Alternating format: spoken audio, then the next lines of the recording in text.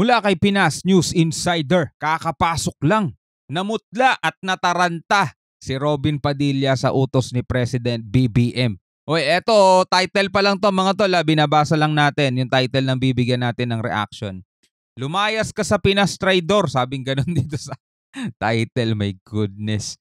Alright, so ito ibibigyan natin ng reaction video and commentary. Samahan lang ninyo ako mga tol at panoorin natin to. Pero bago yan, huwag mong kalimutan mag-subscribe kay Pinas News Insider. Nakalagay po ang link sa ibaba.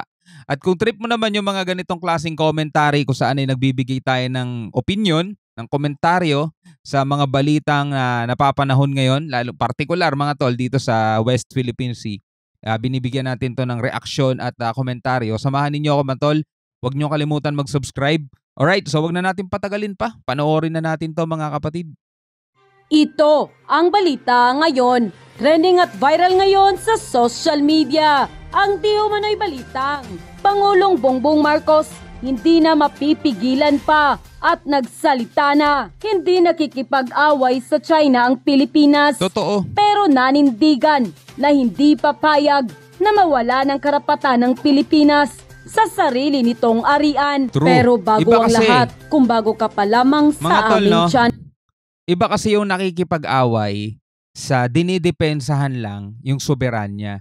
Yung iba kasi, mga tol, yung iba, particular may mga senador tayo na ang tingin niya ata sa mga taong nagsasalita is gustong-gusto na makipag-away, gustong-gusto makipaggulo. Tinatawag niyang KSP, di ba? Eh matapang pala kayo ba't di kayo mag-reservice? Ba't di natin ipasa na yung ROTC? Alam mo, inihahanda na agad niya sa digmaan mga tol, no?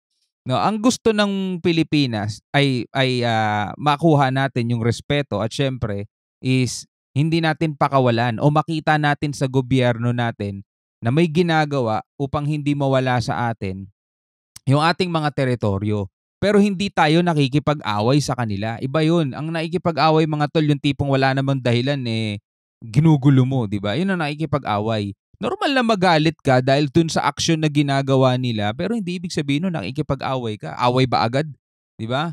Yun ang mahirap kasi talaga pag action no? Pag action star Yun ang mahirap talaga dahil nga parang gulo agad yun nasa isip niya Hindi ganun. 'Di ba dapat alam ng senator 'yon mga tol. Ang gusto ng mga Pilipino is ma-secure. 'Di makakita ng assurance sa gobyerno na talagang darating ang henerasyon nasa atin pa rin 'yan at nakikita natin ngayon pa lang na ginagawa ng aksyon niyan ng gobyerno pero hindi nakikipag-away, 'di ba? So tuloy na natin 'to mga tol. Channel ay please huwag kalimutang i-like ang video at mag-subscribe at i-click ang notification bell para mas maging updated pa kayo lalo sa lahat pa ng bagong video na i-upload namin. Alright. At ito na nga mga kababayan, ayon sa isang balita, iniiwasan ngayon ng Pilipinas ang lumikha ng anumang gulo sa West Philippine Sea. Ngunit binigyan din ni Pangulong Bongbong Marcos na hindi naman maaring pabayaan na lamang ang karapatan ng bansa sa rehiyon. Kaya sa isang panayam ng Pangulo patungkol sa pagtanggal ng floating barrier sa Scarborough Shoal na nilagay ng China, ayon nga sa Pangulo, kung hindi tinanggal ng Philippine Coast Guard ang inilagay na floating barrier ng China sa Baho de Masinloc, ay magdudulot ito ng malaking pagkalugi sa mga Pilipinong mangingisda. Kaya hindi naman siya papayag na basta na lamang harangan nito ng China dahil nang matanggal ang floating barrier sa Baho de Masinloc at nang makapasok ang mga Pilipinong mangingisda ay nakahuli ito ng mahigit sa 164 tons ng isda. At sa isang araw pa lamang iyon, ang Scarborough Shoal o ang Baho de Masinloc ay nasa loob ng Exclusive Economic Zone ng bansang Pilipinas. Ito'y batay na rin sa 2016 arbitral ruling. May karapatan ng Pilipinas na mangisda sa bahagi na ito ng karagatan ng bansa dahil ito ay nasasakop pa sa teritoryo ng Pilipinas. Kaya Senator Robin Padilla. Okay, so yan, napanood natin yan mga tol, yung interview niya ni President BBM. Ganito naman yan ipinagtatanggol ng mga pro-China, mga tol. Kaya daw hinaharangan ng China yan dahil dyan sa Scarborough ay may lagoon na breeding area ng mga isda at dyan ay pinoprotektahan lang daw ng China yung environment. So sabi nga nila, huwag nyo kaming tawaging pro-China, pro-environment kami. Diba? At kung aalisin yan at paalisin nyo ang pagpoprotekta ng China dyan, hindi yan yung exact word pero sabi nila, hindi naman kami papayag niyan, sabing ganun. Diba? So ito ay pasok sa exclusive economic zone ng Pilipinas. Hindi na nila nasabi yung exclusive economic zone eh. Paano mo ipagtatanggol yan? Diba? Exclusive economic zone daw ng Pilipinas. Pero ang nagbabantay, ibang bansa. At hinaharangan pa nila para hindi makapasok yung mga mangingisdang Pinoy. Nasabi nga ni BBM, hindi tayo naikipag-away sa kanila. Pero di naman tayo papayag na ganyan. Ang laki nung nawawala sa atin mga tol dahil sa ginagawa nilang pangharang, dahil sa ginagawa nilang pagkamkam ng mga likas na yaman na dapat Pilipinas ang naikinabang dahil nga exclusive Diba? Economic zone, sabing ganun. So, ikaw bilang isang Pilipino mga tol, ano ang masasabi mo doon sa pagdadahilan ng mga pro-China? Alright, so tuloy natin to.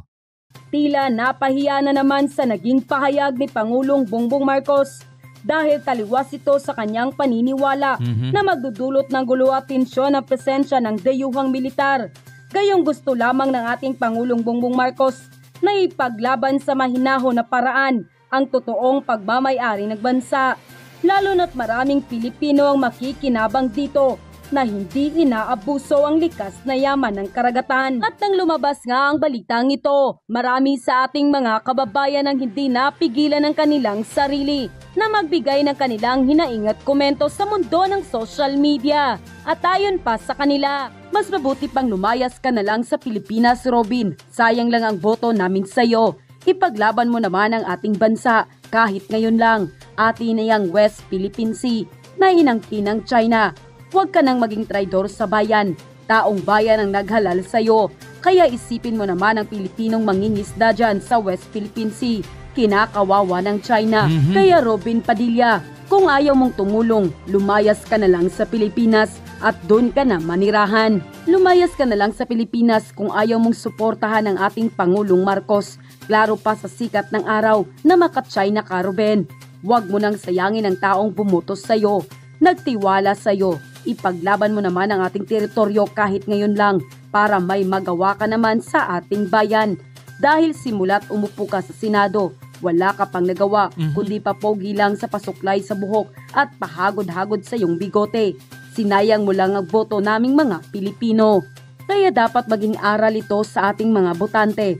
Huwag nating iboto ang sinumang sikat na tao kung wala namang sapat na kakayahan maging senador. Porket sikat iboboto natin, dapat iboto natin ang may sapat na kakayahan para umunlad ang ating bansa. Tama, hindi tayo gumagawa ng gulo, pero kailangan nating lumaban para mabuhay at kumain. Huwag tayong susuko ng gano'n na lang. Mabuhay ka po, President Ferdinand Bongbong Marcos. Kabayan ka po ng ating Panginoong Diyos sa pagdamay at pagtulong sa mga inaaping mangingisdang naghihirapan sa West Philippine Sea. Senator Robin Padilla, anong klaseng senador ka ng Pilipinas? Mas gusto mo kung ano na lang ang ginagawa ng China sa ating teritoryo sa West Philippine Sea, lalo na sa mga kababayan nating mga mangingisda. Kung buluhin ng mga tsekwa, ganun na lang. End quote. Alright mga kapatid, ano ang masasabi ninyo dito sa videong napanood natin? So si President Marcos, etong video to, no, putulin ko na lang muna rito. Ito kasi yung parang mga bagong talaga panunumpa na mga bagong talagang opisyal ng gobyerno. Pwede nyo na itong panoorin dito sa channel ni Pinas News Insider mga kapatid. Nakalagay naman ang link sa ibaba.